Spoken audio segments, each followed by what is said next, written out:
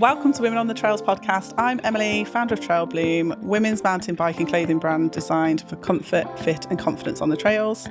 And today we are talking to Liz Greaves, who is an amazing rider and a Bike Park Wales ambassador. And today our talking points are, we're talking everything about riding in pregnancy and postpartum, kids and all the joys of riding whilst pregnant. So Liz, can you tell us a little bit about yourself, please? Hello. So I'm Liz Greaves. I'm female ambassador for Bike Park Wales. I've been in that role for about 4 years now. But I've ridden mountain bikes actually since I was a kid, pretty much. I rode with my brothers when I was a teenager. I raced a little bit downhill back in those days, stopped, came back to it in my 30s, and quickly kind of picked it up where I left off as well. Downhill had moved on quite considerably, so I got into enduro. Less big jumps. And I just ended up racing enduro quite a lot, raced nationally, rode for Kona, Cannondale, and then came to Bike Park Wales. I just love my role there. Just like it's so good being able to support women's riding. So that's a little bit about me. It's always nice to have a friendly face as well when you come to Bike Park, as a woman, when you come to Bike Park Wales, to see you and Tracy. It's nice just having a nice female connection there.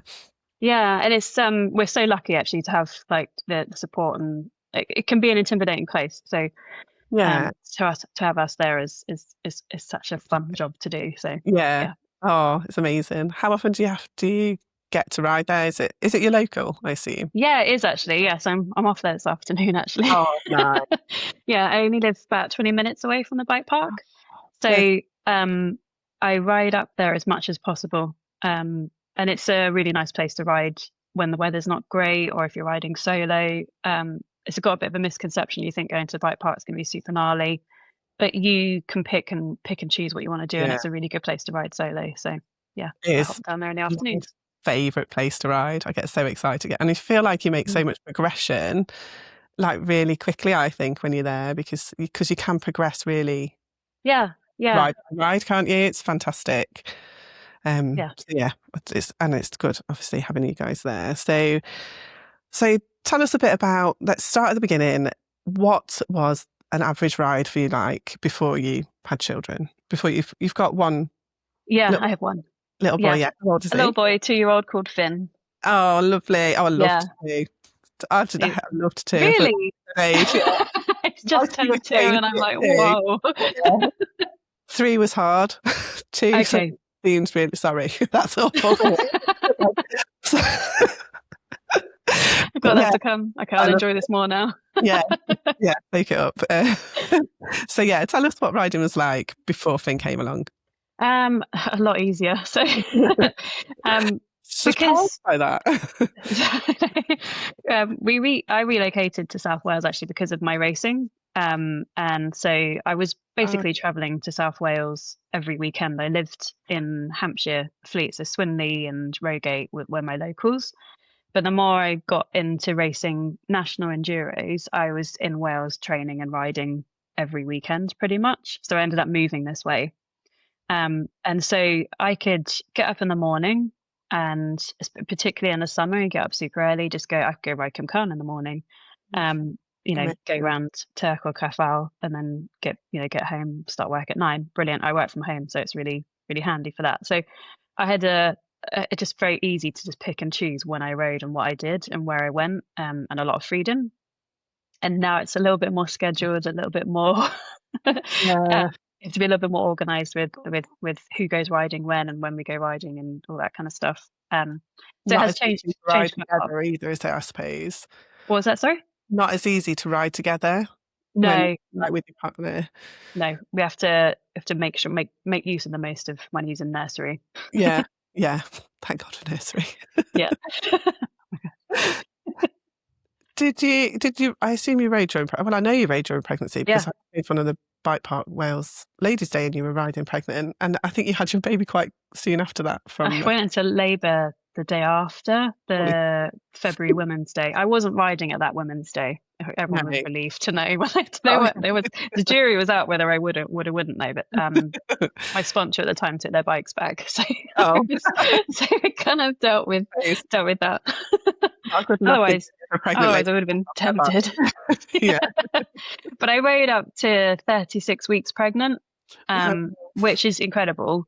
I was super lucky to be able to do that. And what I would say is, just because I've said that doesn't mean that sets a benchmark for everybody. No. Everyone is different during pregnancy and everyone feels different. Some people just find it incredibly uncomfortable. Some people find it easier to go for walks. Some people find it really uncomfortable to do anything. So I felt so lucky to be able to ride during my pregnancy and for so long. And I rode predominantly at the park, actually. The further my pregnancy progressed, the more I just rode at the park. I think after about 24 weeks, I stopped riding at, so I ride at Forest of Dean, and I stopped riding at trail centres and stuff and purely rode at the park, which sounds crazy. Did you feel safe today? Yeah, massively. First of all, we got first responders. So yeah. But also, I never rode pregnant, but I exercised, same as you, 36 weeks. I was doing very high intense exercise. But the physicality of lifting your legs up when you've got a massive bump. So imagine on a bike, you're a bit more akimbo, aren't you? I was basically like pedaling with my knees out. I had an e-bike at the time as well. So I switched towards the end just purely to ride e-bike, because the pedal assist just made it so much easier, because you're not pedaling in a proper dynamic way, really. So it was harder work. So having the e-bike was a massive blessing, even just riding on uplift. Well, it just, if it means you can get out and enjoy it, and you're still exercising, aren't you? I think the hate for e-bikes is unjustified a lot of the time. So when did you stop then? 36 weeks. How did that feel? Were you ready? Were you sad? Or I got really bad carpal tunnel. And so to a point, like everyone tells you get the sleep in when you're pregnant, because you're not going to get sleep when they're there. But honestly, I think the worst sleep you have is when you're pregnant. Say that. It's awful sleeping when you're pregnant. I know. It's so uncomfortable. Yeah. Can't lie on your back. Can't. But I had really bad carpal tunnel. So I was waking up all through the night with like pins and needles, and my hands would be numb and all that kind of stuff. But it got to the point where I couldn't hold the grips properly on the bike. And so I was like, right, now I'm a risk. So and straight in that's what's done it, not the fact that you feel it's just literally couldn't hold on. No. Then carry on till 36 weeks with that. So, and how did that feel? You weren't ready by the sounds of things to stop riding. I was thinking on for dear life. I would have ridden while my waters broke, I think. But don't they, whilst you're in labour? So I know someone that's waters break when they're on the bike. Into labour. It's probably a nice way though, because you're like, was it in the UFO position? Was it upright, forward, open? Like what they say, just try and be right in, because it gets the baby in a good position. So actually, that's another reason why riding while pregnant is really good, because you're in that position. So it's really good for the baby. Yeah, it helps turn the baby as well, I suppose. Position. I didn't have really thought about that. That's really so it was really good. I had so I'm going to go off on different tangents now, but I felt a bit sad, but at the same time I was kind of like very privileged to ride for as long as I did. And my body to allow it, and I just listened to my body all through pregnancy, and I was like, fine, now's the time, that's okay. He ended up coming towards the end of 39 weeks, so he was actually slightly early anyway, so it was only 3 weeks really that I had and I was still walking my dog and all that kind of stuff, and trying to get out. You get to that point in pregnancy, like I think at 36 weeks onwards, where you're like, the only thing worse than the idea of giving birth is staying pregnant. So, for longer than necessary. It lasts like 11 billion years, doesn't it? At that point, like this just so slow. Like, come on. Both of mine were late as well, so I had that extra week with both of mine. Oh man! But movement certainly helps in any way, doesn't it? So if you can carry on moving, it's and I had a PT that was a midwife that was a PT basically. Oh wow! So, and that was really, really good. And she was put into contact maybe by another midwife that I was seeing, like when they do the Doppler scans and everything to check on you. And she goes, "Oh, you're quite active, aren't you?" I was like, "Yeah, but you know, coming to a point where I probably can't ride it much longer and blah blah." And she said, "Oh, you should go see this person." And I trained with her for the last part of my pregnancy, so I was doing circuits, swinging 12-kilogram kettlebells around, and I did that right up to, basically we had this ongoing joke where she's like, "Will I see you next week? Will I not?" Yeah. But I was huge, absolutely huge, and swinging these things around, doing circuits, burpees, everything that I could, basically. And it was really good because she knew what your body can do while you're pregnant, because she's a midwife. She knew what was safe. She knew where your core muscles were, and you know what the kind of right movements are for everything. So it was really good to have that and have that reassurance. Yeah. Because it is scary not knowing what you can do. Yeah. What your limitations, because you feel okay, don't you? And it gets, I suppose you have, again, the important message to take from this is to listen to your body and to not do, just because we all have those friends whilst you're pregnant who say, "Well, I managed that. I did that," or "I had it worse than you and I managed that." And you think, well, no, actually, you've got to listen to your own body. Yeah. So everybody is different. So if you can ride, it's amazing to ride until 36 weeks. But if you can't, don't punish yourself for it. Just, yeah, exactly. Just kind of enjoy it. Honestly, just accept what your body will allow to. It is doing something absolutely incredible. So even if you have to get sat on the sofa, you're still burning 1 million calories, because you're growing a tiny human that's like constantly thrashing around. And I used to remember like every movement he did when he was like kicking around and having his little 4 a.m. dance parties and stuff, and my sister came waking me up and stuff. I was like, that's my energy he's using to do that. Like, so you have to kind of bear that in mind, in the fact that everything you do in addition is a bonus, basically, especially the further through you go into pregnancy. I have to say also, first trimester, I couldn't do a thing.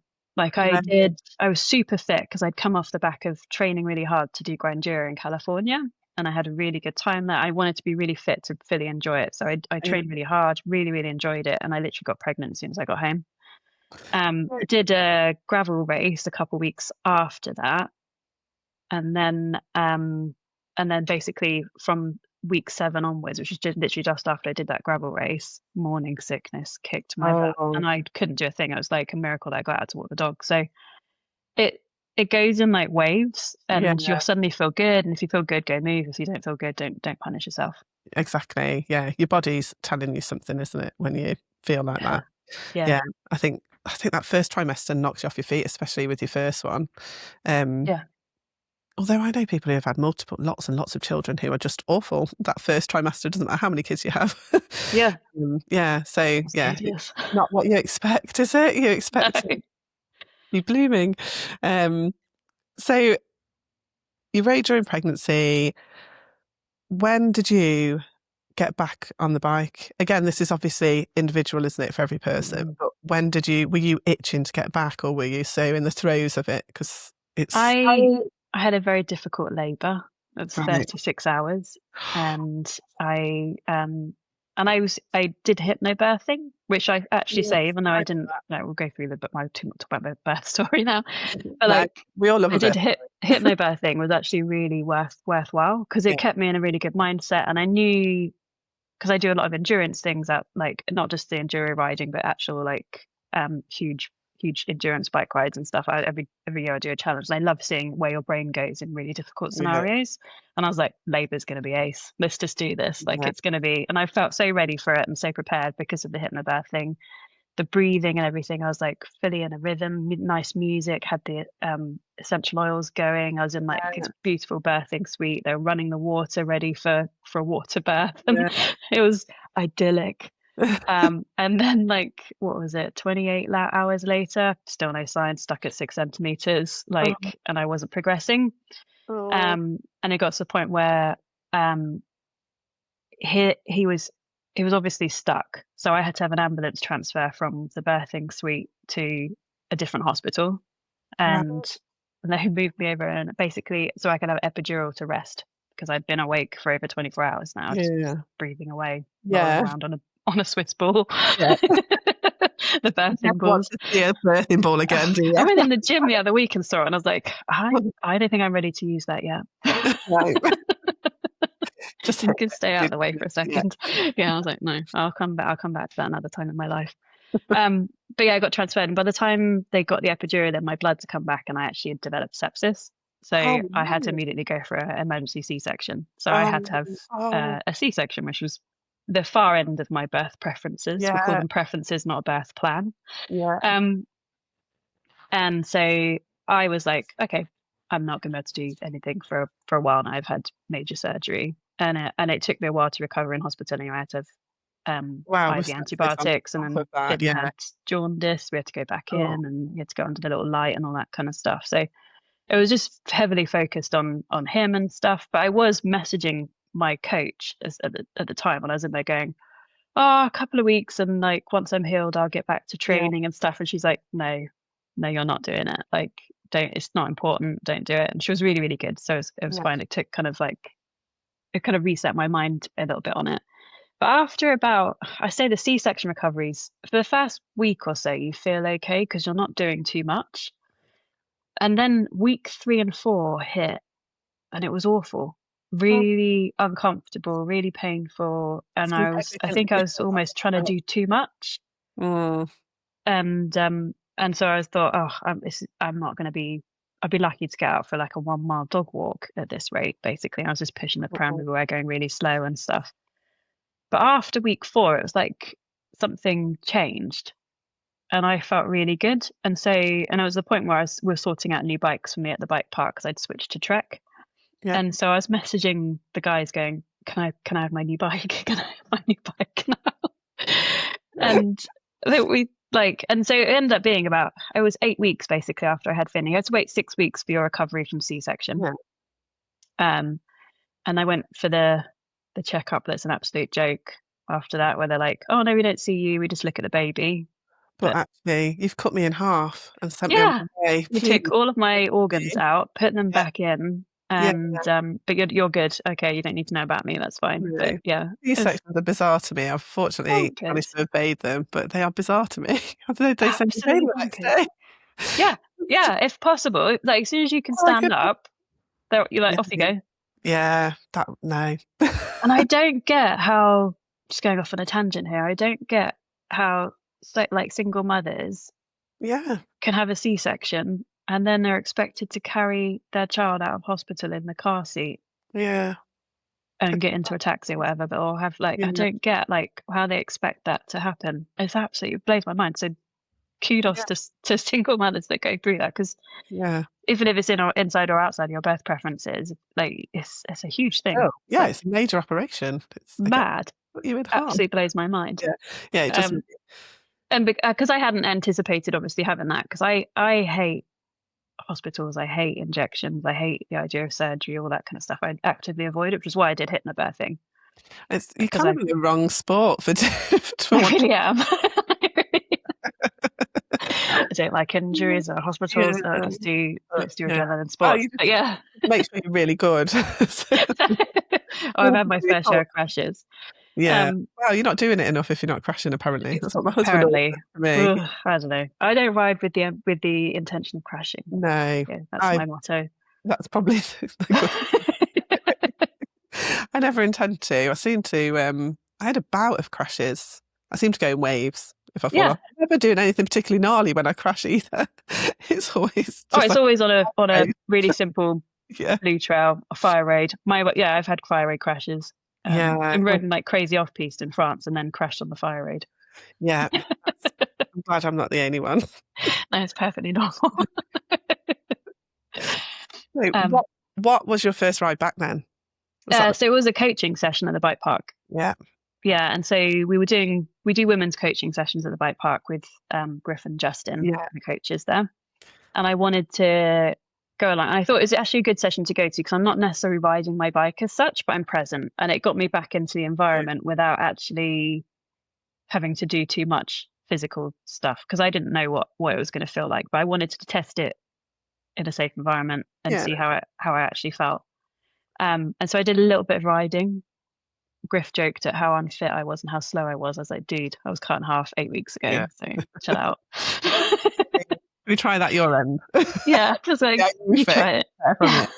Yeah. Also, you're deprived of sleep, you get 2-hour batches of sleep. That's all you're Yeah. allowed. And someone feeds off you if that's the way that you go, or you're Yeah. Yeah. constantly Yeah.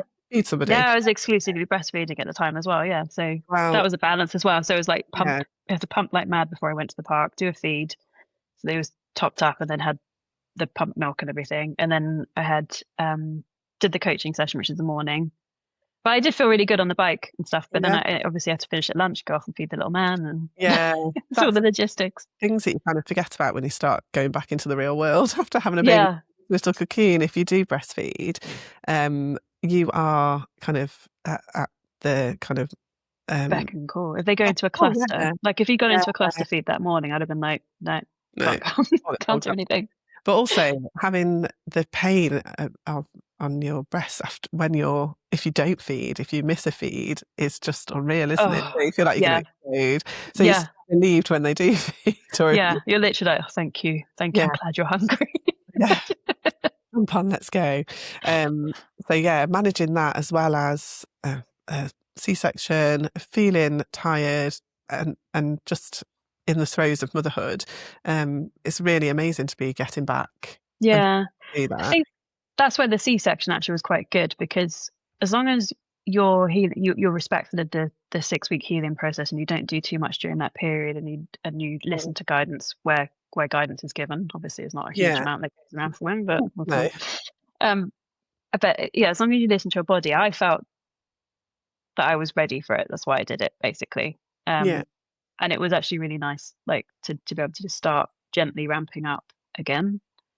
Is So there yeah, anything if in I had particular? like a normal birth, Yeah, and I don't think I would have been on it 8 weeks. no. No Wow. one wants to sit on a saddle after that. No, yeah, I I remember. don't know, Yeah, each to their own. It could be that you're fine. Like yeah, again, because like you just don't know. You honestly, and that's everyone's so like every pregnancy is different, every birth is different, and therefore exactly. it's so hard to like. I think it's nice to hear women's stories about what they do and stuff, because it Yeah, can help inspire and give you an idea. But I think also we need to make sure there's like no pressure put on that as well. So exactly. And yeah, there will be an element. You were really fit, like you said, before you went into pregnancy. You trained Mm. all through pregnancy. There is an element of fitness there that has helped you, hasn't it? So if there's yeah, any takeaway, if you do want to get back on your bike, don't stop. Carry on as much as you can. Listen to your body. That's the most important thing. But if you can keep fit and keep on top of it, then you can. yeah. They Your always did recovery. and Yeah, midwife and stuff said during pregnancy. They said because you had such a high level of fitness going into pregnancy, keep going, keep doing it. yeah, If there's anything you haven't done before, don't start doing it now. Like I yeah, really wanted to get into doing cold water dipping, and that was like off the cards entirely. I was yeah, like, no way, because it's just too much of a shock. yeah, But I was lucky I could keep going to the gym, keep training, keep riding, yeah. and do decent rides and all that kind of stuff. So it was good in that respect, and I maintained a good level of fitness, which was good, which was cool. Fab. Um, what was the biggest change? Like, is there anything that 2 years in that you still struggle with that you didn't before, or do you feel like you? Mum guilt. Oh, mum guilt. Mum guilt is real. I have a 10-year-old and it never stops. So Okay. sorry Mum about that. guilt and anxiety. So Yeah, at first the anxiety, I was an anxious person beforehand, and I've actually probably I'm constantly anxious now after becoming a mother, but I'm yeah, at peace with it. I think I've realized actually since becoming a parent, there's a level of anxiety that will never go away, because yeah, you're always thinking about them, you're always worried for them, you always want the best for them, you always want to make sure they're safe and all that kind of stuff. And I think being at peace with that level of anxiety is like, okay, I've always got that, that's fine, I carry that with me, that's part of me being a mum. yeah. Mum guilt is huge. So my partner works away quite a lot because he works in the bike industry, so he'll be away on events and stuff, so I'm doing like a week-long solo parent stints around work and all that kind of Yeah. stuff, and while you're in them, you're like, oh, I can't wait to have some time to myself. And then my other then my other half comes back, and I get to go off for a ride. And the second I get to do it, I'm like, oh, I miss him. I want Yeah, to come back. What we're doing? Is he going to be all right? Like, and it's so funny balancing it. And you have to just again, both parts, acceptance and mum guilt, are you have to have this, sorry, anxiety and mum guilt, both parts are just like, you have to accept it Yeah. and know that it's there and acknowledge it, but you can't change it. No, exactly. Do you find you do shorter rides?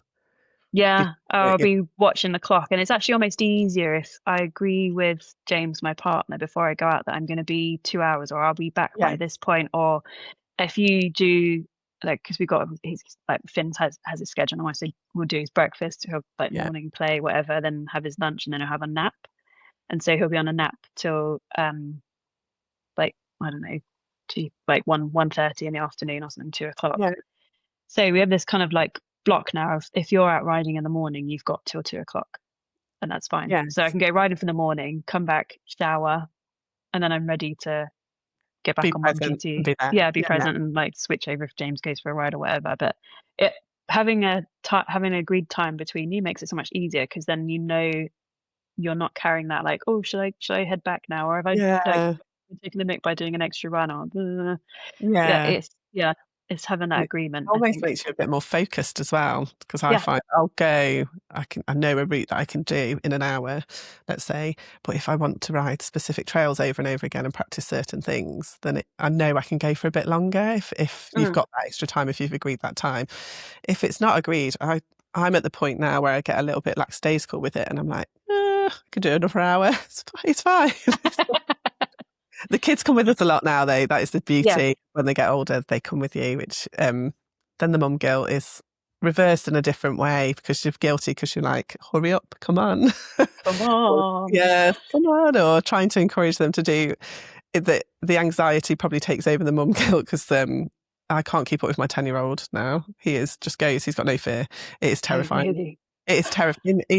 He's all the confidence and hasn't really honed his skills yet. Like, he has got skills, but he's not thoughtful with it or considered with it. So I'm just trying to get down the hill.